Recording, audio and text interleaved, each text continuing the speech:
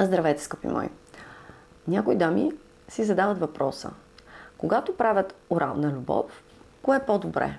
Да плюят, да гълтат или изобщо да не докосва спермата устата им? Т.е. преди мъжа да свърши, да удалечат члена му от устата си.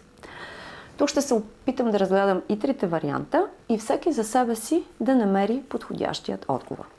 Аз съм Ваня, приложен психолог от Пловдив. Благодаря ви, че сте на моя канал. Разбира се, абонирайте се, разгледайте книжките ми, последната от които е "Как да искаш пари от мъжа". И ако желаете лична консултация, пишете ми на телефончето в описанието на клипа.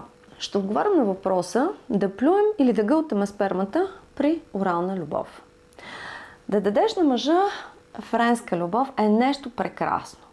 Това е акт на любов към него, удоволствие, показвате страст, показвате, че му имате доверие, че му се отдавате.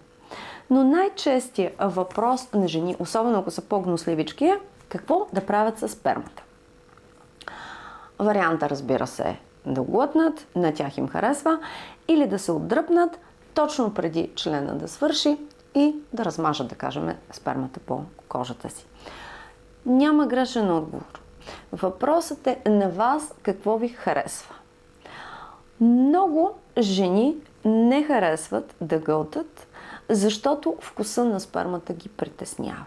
Мирише им леко на белина, леко на амоняк, малко има солено или от друга страна може да им сладни или да е много остър. Други жени искрено се притесняват от болести, предавани по полов път. Направил съм специално клипче колко е безопасна спермата, изгледайте и него. А трети просто казват, че ако не го направят заради мъжа, той се обижда, отдръпва се и ги гледа странно. Те твърдят, че когато поемат спермата на мъжа, все едно приемат самия него. И те го правят не заради себе си, а просто за да задоволят желанието на своя партньор. Имайте предвид, че има един малък процент жени, които искрено се наслаждават на спермата. Но най-вероятно в този случай те са намерили партньор, който все пак се грижи да направи вкуса на спермата си малко по-приятен. Имам видео и за това, така че ако ви е интересно, разгледайте как да подобрите вкуса на семенната течност. Мъжът може да подобри вкуса, тук ще го разкажа набързо, като включи в диетата си пресни зеленчуци и много плодове, особено ананас, портокали, сливи, боровинки. Може значително да влоши вкуса на спермата си, като нон-стоп използва чесън, лук, пуши цигари, обилно пие алкохол, използва много обработени храни, пържено, червено месо, храни, които правят вкуса на спермата неприятен. Един от триковете да избегнете лошия вкус е да поемете члена много дълбоко в гърлото. Това, разбира се, е за жени, които правят дълбоко гърло. По този начин се избягва допира на семенната течност с рецепторите и тя директно си попада в организма. Ако не може да правите дълбоко гърло, искате да я глътнете, а ви е неприятно, може веднага след гълтане на спермата да изпиете една чашка портокалов сок или нещо сладко, за да може да притъпите така по-неприятното усещане. Също и мъжата, които очакват, че жената винаги трябва да гълта, те самите биха ли опитали собствената си семенна течност преди да я предлагат. Макар че семенната течност се състои от много хранителни вещества и сперматозоиди, като веществата са изключително полезни за тялото. Това са калций, магнезий, цинк, калий, млечна киселина, лимонена киселина и много други, които са прекрасни за тялото на жената. Освен това, се твърди, че спермата има свойството да повдига настроението, да намалява напрежението и стреса. Когато жената гълта, се твърди, че спермата я прави по-щастлива, по-спокойна и предпазва от депресия. Можете да поглъщате сперма дори и с лечебна цел. Другите жени, които искат да гълтат само за да не наранят чувствата на мъжа, за да се чувства той по-приет, по-обичан, това е един мисловен модел, който се дължи на грешна информация. За хубавата френска любов не е важно жената да гълта, просто защото може да й е неприятен този вкус и може да й се пригади. Така че, дами, ако вие решите да гълтате, за да не нараните чувствата на партньора, уверете се, че това го правите по ваша воля. Никой не ви насилва и никой не ви манипулира с това. Ако не ми го глътнеш, значи не ме обичаш. Ако мъжът ви изманипулира с бившата гълташе толкова добре, защо не се постараеш, давай, мисля, че и ти ще се справиш, това са манипулации. Няма нужда да ви манипулират и да ви карат да правите неща, които не искате.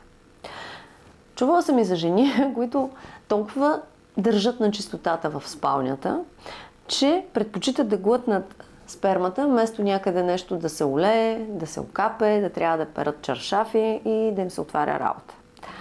Те са свикнали, може би, с спермата на мъжа си, не им харесва, обаче спестява едно пране на чаршафи. Други жени твърдят, че семенната течност пренася болести и инфекции. Ако партньора ви е носител на зарази, винаги е добре да използвате кондом. Аз не знам, ако е носител на зарази, въобще не трябва да правите секс и трябва да се лекувате и двамата. Но ако имате съмнение, защото при болния мъж спермата започва да мирише на развалени яйца, има миризма на риба, нали? Тези бактерии се миришат по този начин, особено при жената много по-силно се усеща. Ако сте леко разтревожени от миризмата на мъжа, ползвайте презерватив.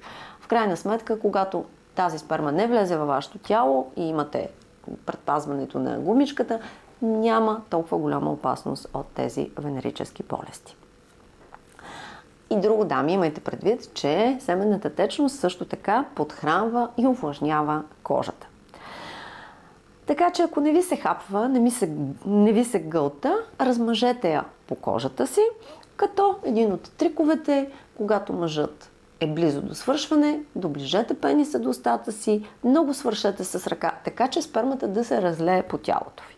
Също така, чувала съм мъжете да казват, размажи се с тази прекрасна течност, кожата ще ти стане гладка, сияйна, кадифена и всъщност мъжът също е щастлив, че неговия материал не е така хвърлен на вятъра, а се използва за нещо позитивно за жената. Каквото и да правите, нека това е ваше решение и вие да сте доволни от него. Ако ви харесва да гълтате, разбира се, гълтайте. Ако го правите, за да не нараните мъжа, но това пак по ваше желание, окей.